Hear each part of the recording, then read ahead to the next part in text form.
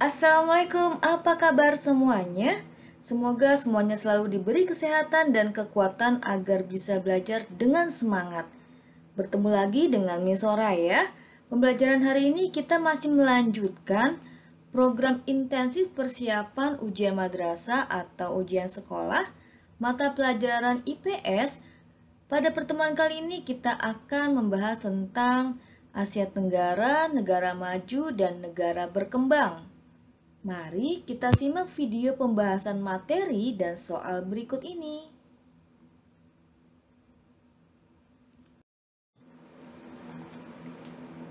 Asia Tenggara. Asia Tenggara merupakan bagian wilayah di benua Asia yang terletak di antara 29 derajat lintang utara sampai 11 derajat lintang selatan dan 93 derajat bujur timur sampai 141 derajat bujur timur. Ada 11 negara yang menjadi bagian dari Asia Tenggara. Secara geografis, letak Asia Tenggara sering disebut strategis. Itu karena Asia Tenggara diketahui menjadi jalur lalu lintas perdagangan internasional. Kondisi geografis adalah keadaan alam yang berada di muka bumi yang membentuk lingkungan hidup manusia. Kondisi ini terdiri dari unsur-unsur bentang alam, letak, luas, iklim, batas wilayah, dan sebagainya. Bentang alam negara-negara Asia Tenggara terbagi menjadi dua, yaitu semenanjung dan kepulauan.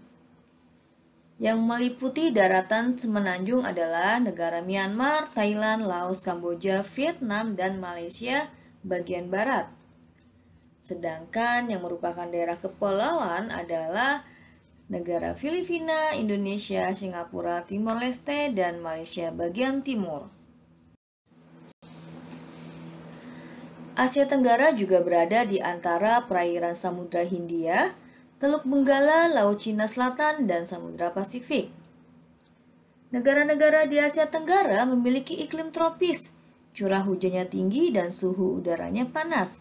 Namun, hal ini berbeda pada Myanmar yang menjadi negara Asia Tenggara dengan iklim subtropis. Sementara dari segi sumber daya alam, Asia Tenggara dikenal memiliki keragaman flora dan fauna, dikelilingi lautan, memiliki jenis tanah vulkanik dan aluvial, serta memiliki hasil tambang di tiap negara kecuali Singapura. Pembahasan selanjutnya adalah negara maju dan negara berkembang.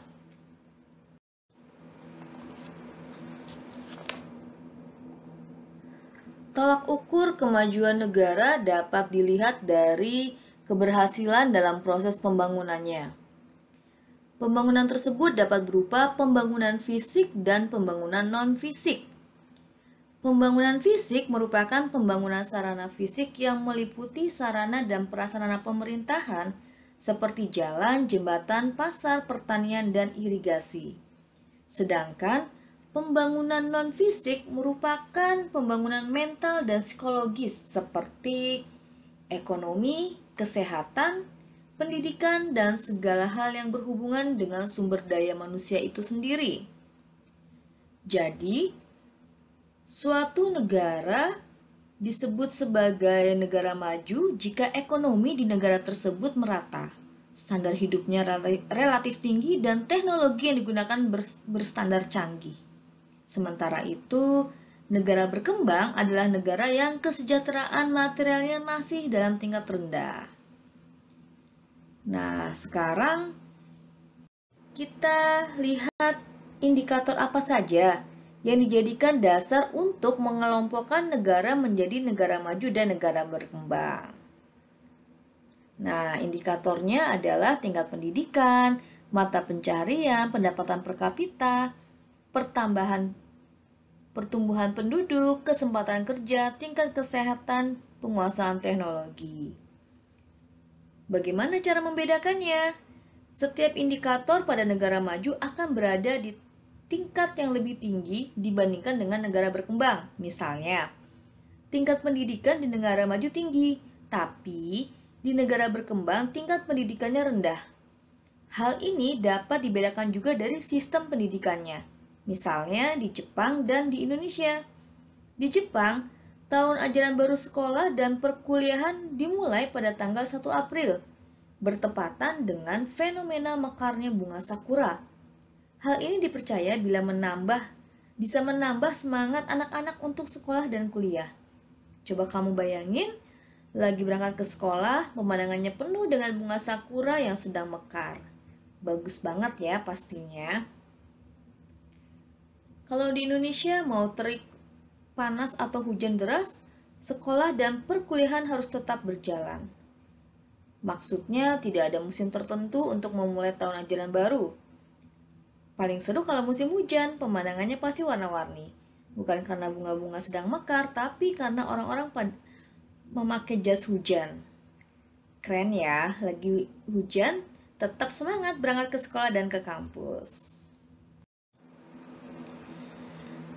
Pada negara maju dan negara berkembang, tidak hanya dibedakan di pendidikan saja.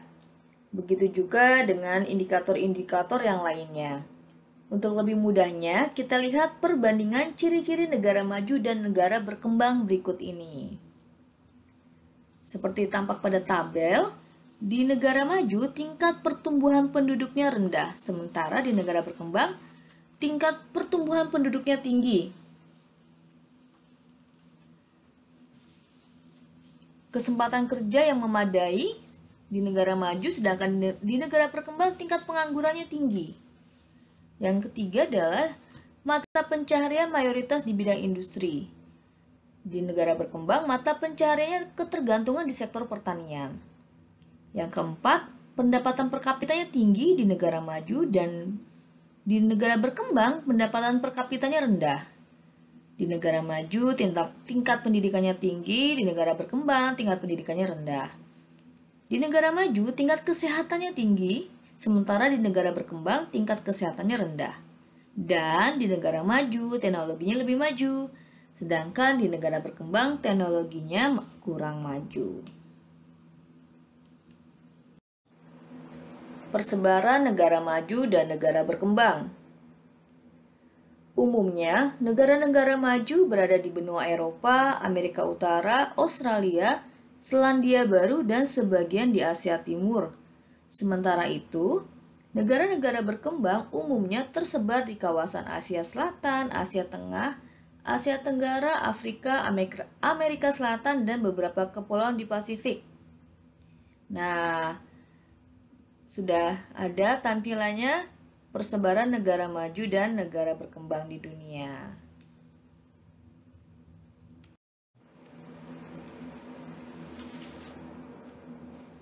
Sebenarnya Indonesia memiliki banyak potensi untuk menjadi negara maju seperti sumber daya alamnya, hasil tambang yang melimpah, serta keragaman budaya yang bernilai tinggi.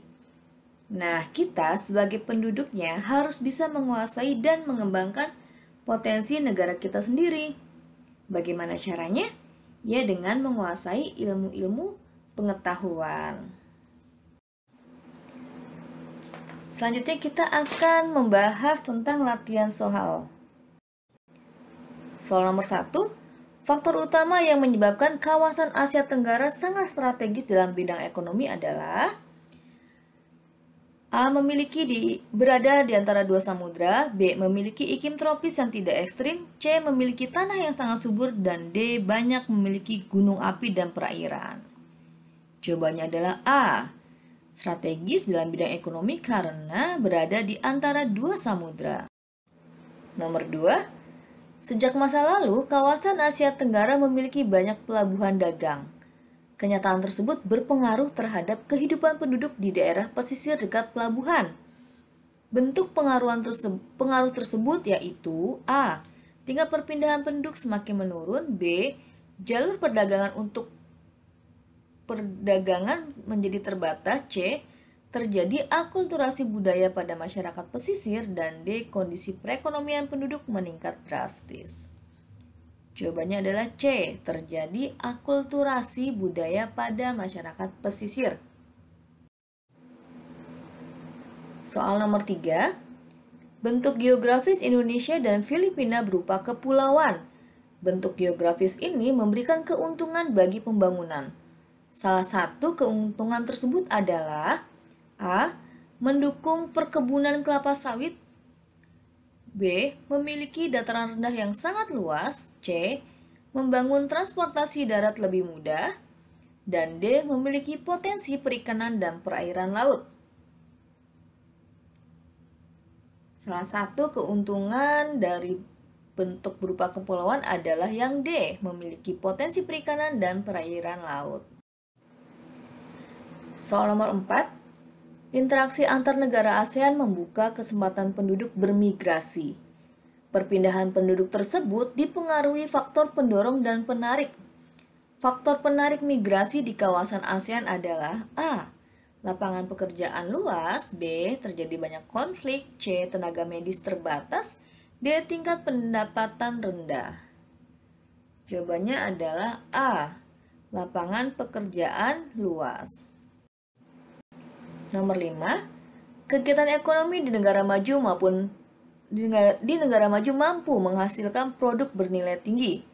Contoh kegiatan ekonomi di negara maju adalah A. Perikanan air tawar dengan sistem keramba, B. Pertanian dengan sistem lahan berpindah, C.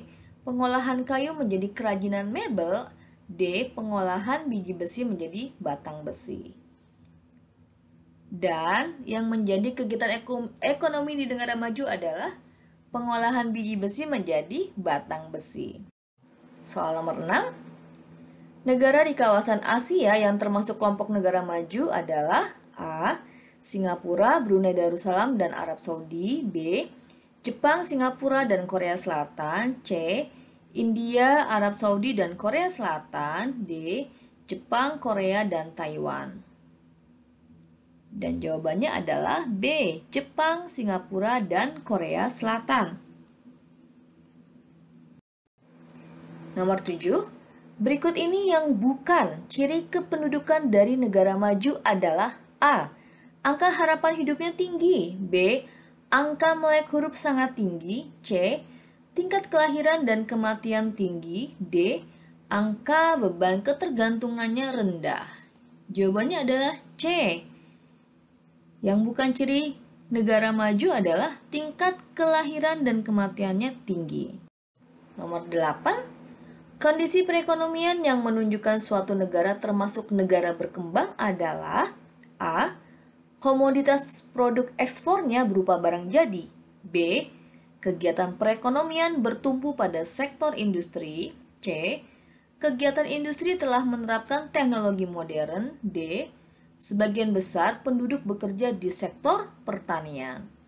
Dan yang termasuk kondisi negara berkembang adalah D. Sebagian besar penduduk bekerja di sektor pertanian. Nomor 9. Tingkat kesehatan di negara maju tergolong tinggi. Kondisi ini berpengaruh pada A. Penurunan angka kelahiran. B. Peningkatan jumlah penduduk. C. Peningkatan usia harapan hidup. D. Penurunan angka beban tanggungan. Jawabannya adalah C.